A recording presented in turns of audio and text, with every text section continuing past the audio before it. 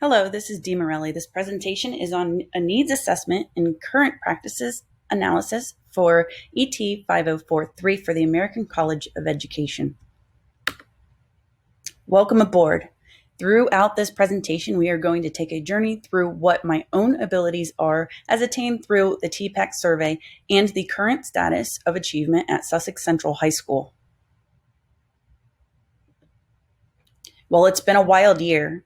Due to the COVID-19 pandemic, our ways of instruction have had to evolve. As a result, education has changed dramatically with the distinctive rise in e-learning, whereby teaching is undertaken remotely and in digital platforms. Our journey begins. During this presentation, we'll be making stops at these parts of our trip. We will be looking at my individual TPAC survey results, including strengths and areas of improvement, as well as taking a district appraisal and looking for areas that are barriers to improvement. With the rise of technology, the ability for us as educators to incorporate technology into the learning process has grown significantly. TPAC stands for Technological, Pedagogical, Content Knowledge. It is a theory that was developed to explain the set of knowledge that teachers need to teach their students in a subject, teach effectively, and use technology. The TPAC survey has many facets to understand a teacher's abilities and skills related to technology and pedagogy.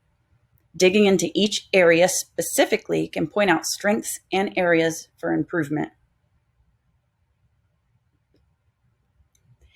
Even with much of professionals' time being spent online currently due to technology improvements and due to the COVID-19 pandemic, the requirements for professional adults to be able to communicate and collaborate effectively has not changed. 21st century skills are still applicable. However, the format may look a little different. Students need to be taught to communicate and collaborate effectively in virtual environments, as do the educators. Traditionally, content teachers do well in pedagogical knowledge, content knowledge, and pedagogical content knowledge, meaning that they know what to teach, how to teach, and methods for teaching their specific content. One major difference for teachers such as myself is that our content is technology. I earned my Bachelor of Art in Art Education in 2004. Unlike a bachelor's in just art, the coursework was steered towards teaching and pedagogy. At the time, I took one course in digital art, which began my career in technology education. That one course landed me my first teaching job. Fast forward to 2015. While teaching computer in a middle school, I was a part of the Delaware Vision Coalition and Teacher Leader Initiative. At the time, I was working on my first master's degree and earned it in curriculum and instruction, specializing in digital teaching and learning. The blend of pedagogical studies with technology and digital application has prepared me for my current position. I now teach digital communication technology and video production at the high school level. I am also an advisor and on the state management team for the Technology Student Association. I truly found my calling in teaching as well as in technology.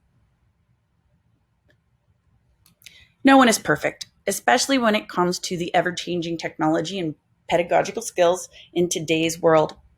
Let's have a look at my areas of personal improvement. Just because my content is technology does not mean that I know it all. Specific areas of improvement are discussed in the next slide. As we go along our journey, we want to be sure we visit the attractions, especially the ones we can grow from. Having studied art and technology, I have found many ways to incorporating teaching math, science, literacy, and history into my lessons, although I have yet to find a way to incorporate high-level math. I feel that I can improve my units of study by including mini lessons that prepare students to use critical thinking skills. For example, explicitly teaching students the skill of deduction with use of a graphic organizer would be an enhancement and could support students' understanding in all of the content areas. Mini lessons reinforcing research techniques and finding credible sources could also be a benefit.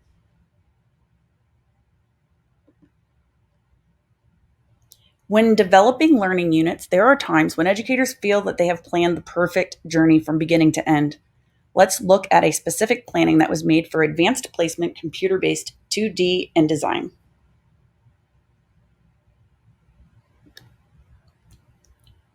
The main goal of the course, known as Advanced Placement Computer-Based 2D Design, is that students create a series of works based on a sustained investigation. Each student develops their own investigation. As they do, assignments are created to guide them through research and development of their work. The assignments vary from analyzing visuals, digitally manipulating giving materials, online discussions, and researching relevant historical works.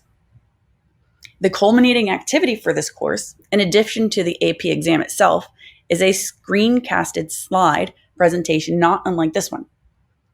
A link to a sample student work is included here and on the resources slide. This allows students to summarize their year's work and practice presentation skills that they will need as they move on to college.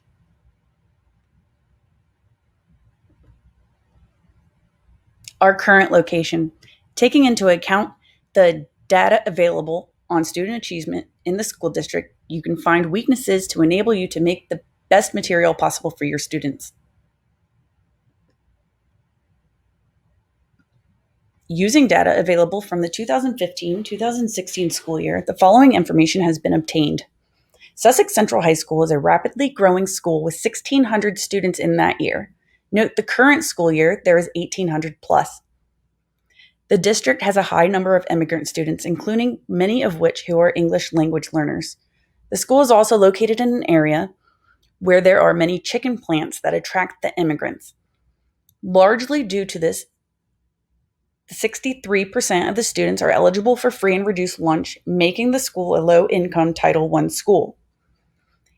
Even with such challenges, the school has an 87% graduation rate. Results from the 11th grade statewide SAT test administration show that overall, this is a 43 proficiency in math and a 37% proficiency in reading.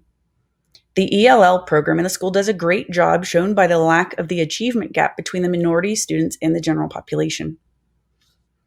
The professionals at Sussex Central High School strive to use this data to include math and reading skills in not only the core classes, but also all other courses. Using a combination of reading, writing, and data analysis during coursework will support the core classes and increase proficiencies. In order to help my colleagues incorporate activities that will support student achievement, a unit based on using color will be developed. This unit will be designed for the Digital Communications Technology Level 1 course. The course is primarily comprised of freshman level students, so they may carry on the integrated technology skills into their next years. In order to alleviate the barriers of language skills, the activities will include visuals such as images, charts, and video, in addition to hands-on activities to create understanding beyond the written word. Doing so will demonstrate to other educators means of improving student achievement that will reach the strengths and differences of each individual student.